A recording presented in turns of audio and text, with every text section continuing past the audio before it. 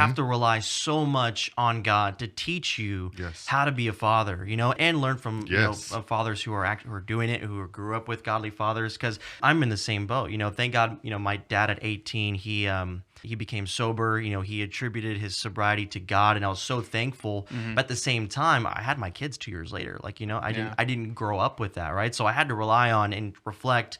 Lord, how did you raise? Can you teach me how to raise these kids by just showing me how you raised me? Like how patient you were with me. Can you teach me that? Like, how did you discipline me? Can you teach me that, Lord? And just reflecting on that. And that's what I've used to help with, just our family dynamic is, God, how did you do it with me and with everybody else, right? If you can teach me that, I think we can, make it. And what you said earlier about, your family name. Yeah. That's something that my wife and I have talked about is, maybe it wasn't passed down to us, but maybe we can start that. And it's going to be hard, but we can definitely change that. If God is by our side and if God is with us, and I think we can change the direction and the legacy of our family name. So when you hear Cedillo or when you hear Ramos, that's a family that you respect, that's humble, that they walk with the Lord. And so even if you didn't grow up with that, for anyone out there who's listening, you can create that. And you can change that for your family right now if you just trust God to do it. So that's why I asked. So yeah, no, it's great, and honestly, it made me kind of really think back on I feel like I'm almost relearning or trying to do things in a way that I know is honoring to God, but not so much of mirroring my childhood. Mirroring what I saw, and trying to just learn from the source, learning from the Heavenly Father. And giving respect and honor to my parents as much as I can for the way I ended up. Definitely some good things to take from it and some things to renew in Christ and break the chains in a lot of ways. And I do feel like that when you speak of the last name, I do want to take the last name Rippey and let it be kind of the first, if that makes sense. You plant your flag down. Yeah, I want to plant the flag down. The gold standard. Yeah, I want it to be, from me on, is like the generation of, children that know the Lord from the jump. Absolutely. You know what I mean? Let's go. Because I found the Lord later in life, much later, I feel like, than my kids are going to. So it's like, man, they're going to have such an advantage because they're going to be, they're going to grow up in a kingdom house. Walk through the walls. They're going to, yeah, exactly. They're going to kingdom kids, bro. Like, right. And they're going to see that their dad, wrote a book about Jesus and does a podcast about Jesus. They're going to know the name of Christ, and more than just a way of like, oh, I went to church and heard that guy's name, and I'm told that I need to worship this name that I don't have a relationship with. But in reality, my kids are going to have that. I love that because, even as a minister, also a PK, a lot of the situations that sometimes these kids go through is that they know that their parents either go to church or they love God, but they only hear about that on Sundays. Right. So big facts. So what happens is they're like, okay, well, I guess when we go to church, that's when I'm a Christian. But when we don't go to church the rest of the week, Monday through Saturday, what are we? How do we live? What are we doing here? And so it ends up consuming their life. And then there's like a two life. I'm a Christian on Sundays, but then the rest of the week I'm something else. And so, but here's the thing is that, what you're describing about you and your children and the legacy that you're wanting to live, it's not a Sunday thing. It's a 24/7 thing.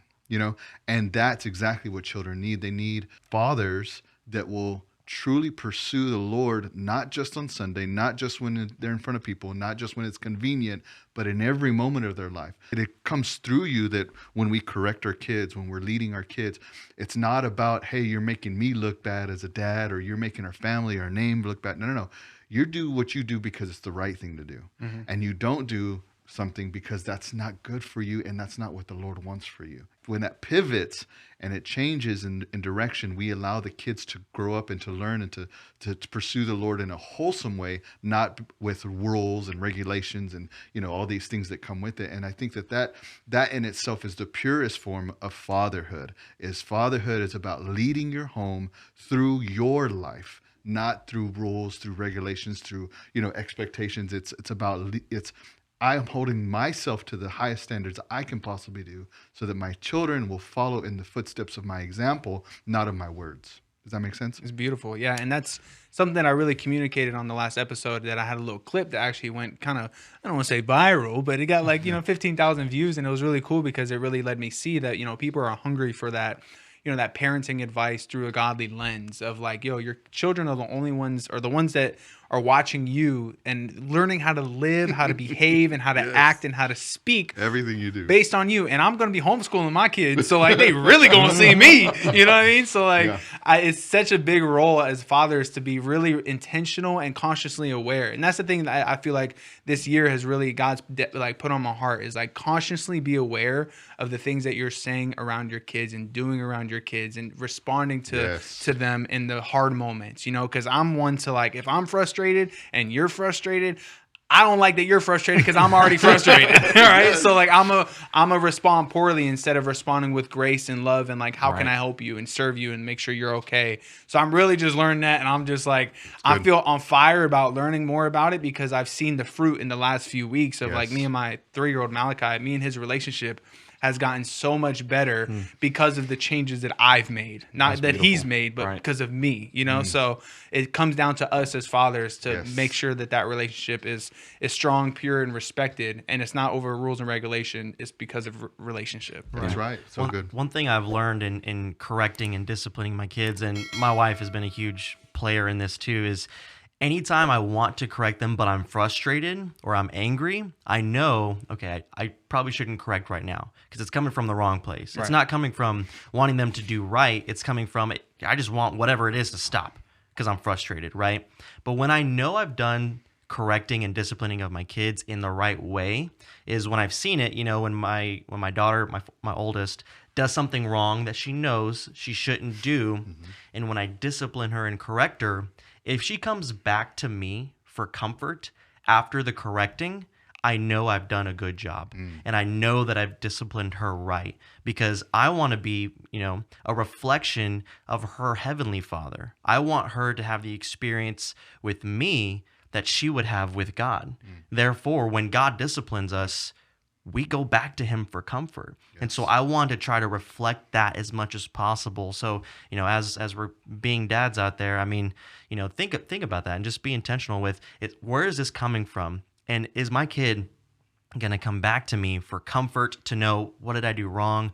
I'm sorry, Daddy. Like, I love you, you know? And that's what's helped me. If I see that kind of response from my kids, I think I'm in a better place to correct them and discipline them, you know, versus just lashing out because they spilled, you know, a drink on the table, you know, which I used to get very upset about, but had to let that go after the third kid, you know? And thank you so much. Please subscribe to the show. We got a lot of new peeps here as guests, and I'm sure we have a lot of new listeners. So if you guys enjoyed this show, please subscribe. Please share it with a friend. Please subscribe to the YouTube. Check out the clips that we post. We're always trying to put out great Christian content that allows to bring more people closer to Christ and just really uplift the ministry and what we're doing out here in Texas. So much love to you guys, and thank you so much.